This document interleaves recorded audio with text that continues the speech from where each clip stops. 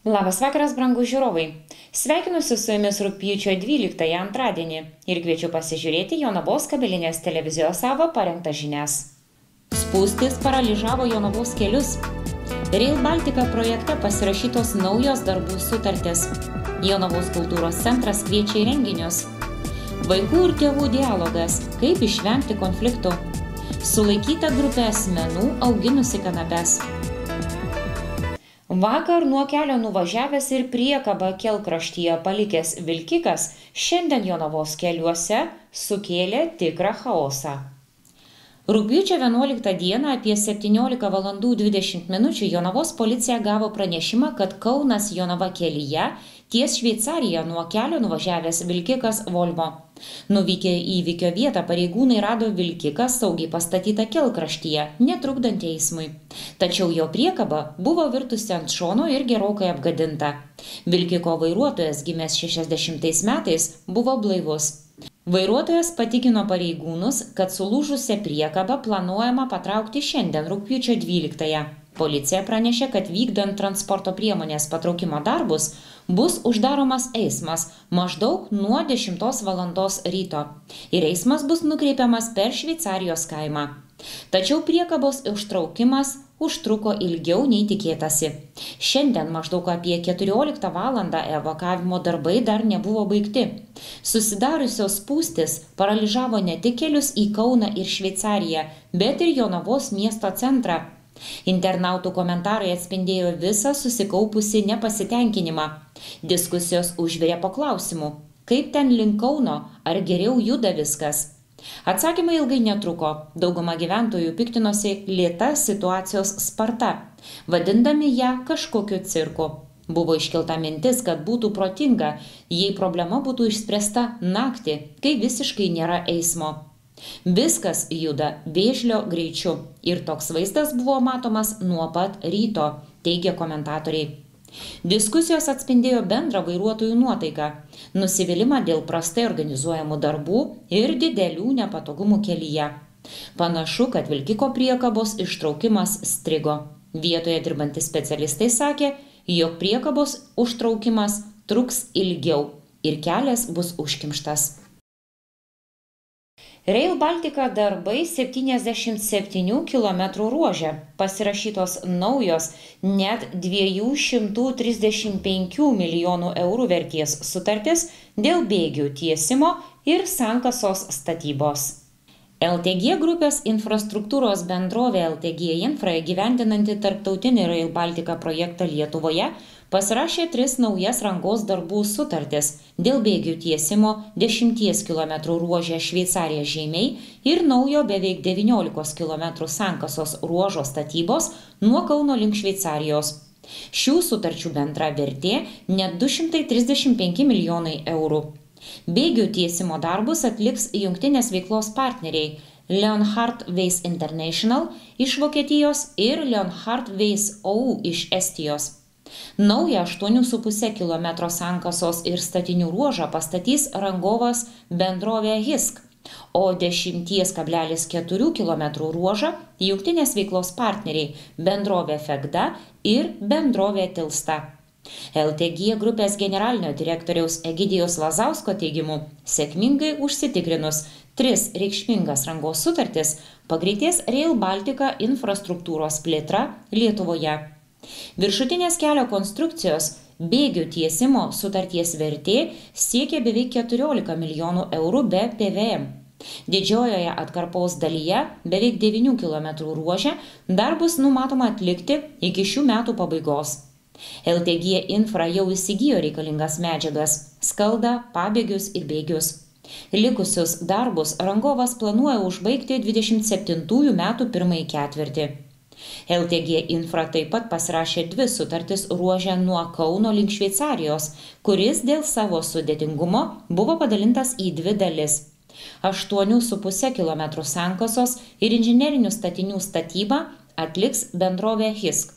Sutarties vertė siekia beveik 98 milijonus eurų be PVM. Darbus numatoma užbaigti 28 metų pirmąjį ketvirtį.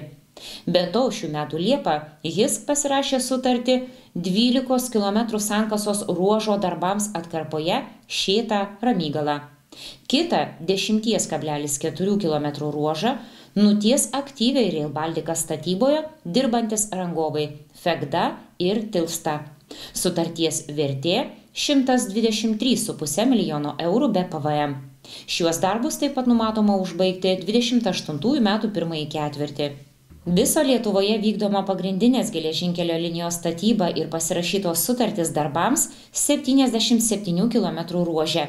Iki šių metų bus pasirašomos sutartys pradėti parengiamieji ir vykdomi statybos darbai 114 km ruože.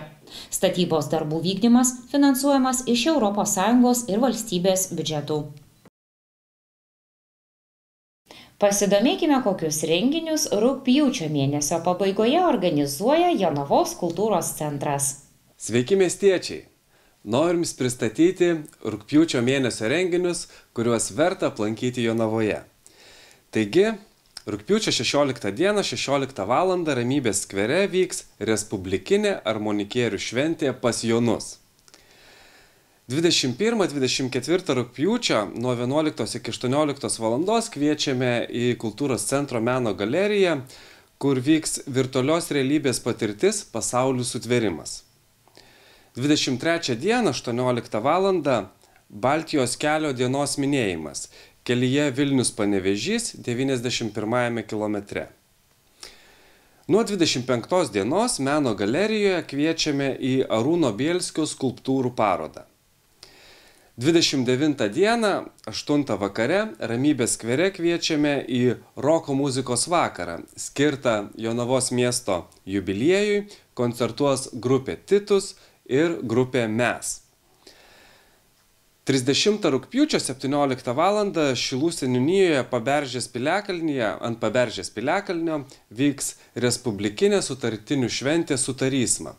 Projektą finansuoja Lietuvos kultūros taryba ir Jonavos rajono savivaldybė. Taip pat kviečiame užsukti į Krašto muziejaus kiemelį, kur pamatysite kūrybingų lankytojų pagamintus 275 dekoruotus paukštelius ir ant medinių lentelių tapytus gyvybės medžius. Taip pat iki 15 dienos Krašto muziejaus dailės skyriuje vyks Jono Petronio, Juozo Vaičionio ir Ipolito Valeravičiaus tapybos darbų paroda. Nuo 19 rugpjūčio Turizmo informacijos centre dailės skyriuje vyks Ivetos Bajorinaitės fotografijos paroda, kur skamba Jono Delamarso varpai. Projektą finansuoja Lietuvos kultūros taryba ir Jonavos rajono savivaldybė. Taip pat rugpjūčio 25-29 dienomis kviečiame į miesto šventės eisenos atributo gyvybės paukštelių kūrybinės dirbtuves. Jos vyks etnografijos skyriuje, taip pat būtina registracija telefonu. Na ir kviečiame taip pat 29 dieną 14 val. Į dailės skyrių registruotis, kur vyks kūrybinės dirbtuvės iš molio Pasigamink savo varpelį. Projektas taip pat finansuojamas Lietuvos kultūros tarybos ir Jonavos rajono savivaldybės. Tiek renginių laukia rugpjūčio mėnesį, laukime miesto šventės, kuri bus rugsėjo pradžioje ir iki susitikimo. Vaikai pyksta, kad tėvai ar globėjai jų nesupranta, o suaugusiai suirsta, jei atrodo, kad jaunuolis nesiklauso. Vaiko teisių gynėja Giedrė Starkevičiūtė patarė, kaip laviruoti tokiose situacijose.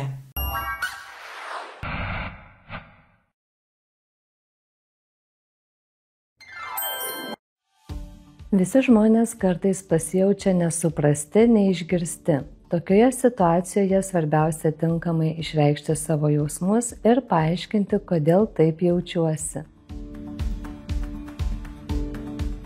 Labai svarbu suprasti, kad tėvai tau nori visko, kas geriausia, tačiau tu taip pat turi balsą ir tartis ieškoti kompromisų galima. Ieškoti pozityvių dalykų, kai emocijos ima viršų, labai sunku. Tad pirmiausiai patariu nurimti, liūdesį ir pyktį išreikšti ne piktais žodžiais ar rėkimu, bet tiesiog išsakant savo jausmus ir paprašant pokyčio. Visada naudinga ieškoti kompromiso. Pavyzdžiui, Jei nori šuniuko, bet tėvai sako, kad nesi pasiruošęs jį prižiūrėti, galbūt puikia alternatyva būtų paprašyti tėvų, kad jie leistų savanoriauti gyvūnų prieglaudoje. Taip pat galbūt pavyks įrodyti, kad esi pakankamai subrendęs ir atsakingas rūpintis kitu. Vaikai, turiu jums patarimų, ką daryti, kad geriau sutartumėte su tėvais. Mano pirmas patarimas. Naudok aš žinutes. Užuot sakęs, tu manęs neklausai, pabandyk, aš jaučiuosi nusivylęs, kai mane pertraukia. Man svarbu išsakyti savo mintis. Antras patarimas – kalbėk, kai emocijos nurimsta. Kartais ginčas nėra tinkamas metas išspręsti konfliktą. Geriau luktelti, kol abu būsite ramesni. Trečias patarimas – būk konkretus. Vietoje tu man nieko neleidi, pabandyk. Man būtų svarbu šį savaitgalį nueiti į koncertą su draugais, nes tai man padeda atsipalaiduoti ir jausti savarankiškesniam. Ketvirtas patarimas – domėkis jų nuomonę. Nors ir nesutinki, parodyk, kad girdi. Girdžiu, kad tau svarbus mano saugumas. Gal galime rasti būdą, kuris ir tau, ir man būtų priimtinas. Šeimos santykiai nėra lengvi, bet labai vertingi. Jei tiek tėvai, tiek vaikai stengiasi kalbėti ne tik tam, kad būtų išgirsti, bet ir tam, kad juos išgirstų, tuomet atsiranda tikras ryšys. Jis gali būti pagristas ne idealiu sutarimu, bet nuoširdumu, pagarba ir noru augti kartu. Jei kažkuri pusė jaučiasi nesuprasta, tai ne ženklas, kad kažkas blogas, tai ženklas, kad daugiau reikia ryšio, daugiau klausymosi, daugiau buvimo drauge.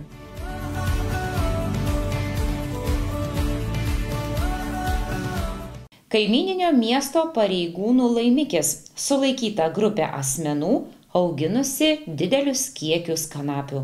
Ukmergės rajono policijos pareigūnai sulaikė kanapių augintojus ir užkirto kelią labai didelio kiekio narkotinių medžiagų patekimui į apyvartą.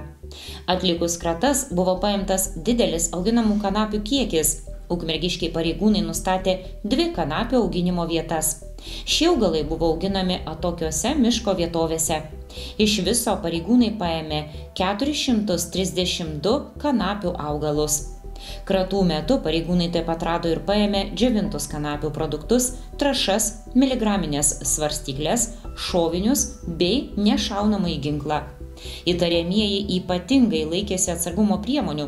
Daugiabučio namo rūsyje jie įrengė kanapių daiginimo laboratoriją, o vėliau daigus perkeldavo į atokią, žmonių nelankomą vietą.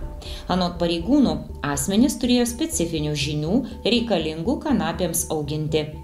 Įtariamieji yra Ukmergės miesto gyventojai, 2 vyrai ir moteris, kurių amžius 32-33 metai.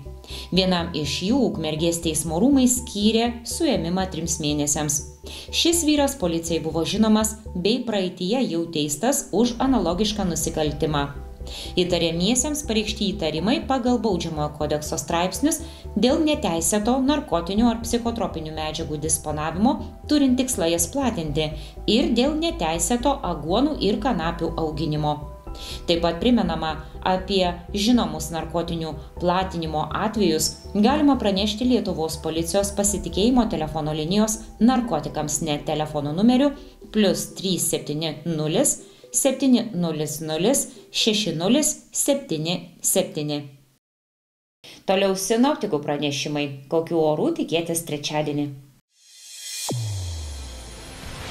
Trečiadienį be žymesnio lietaus, naktį vietomis tvyros rūkas, vėjas nepastovios krypties. Temperatūra naktį nuo 11 iki 15 šilumos. Saulėta diena šils iki 20–24 laipsnių.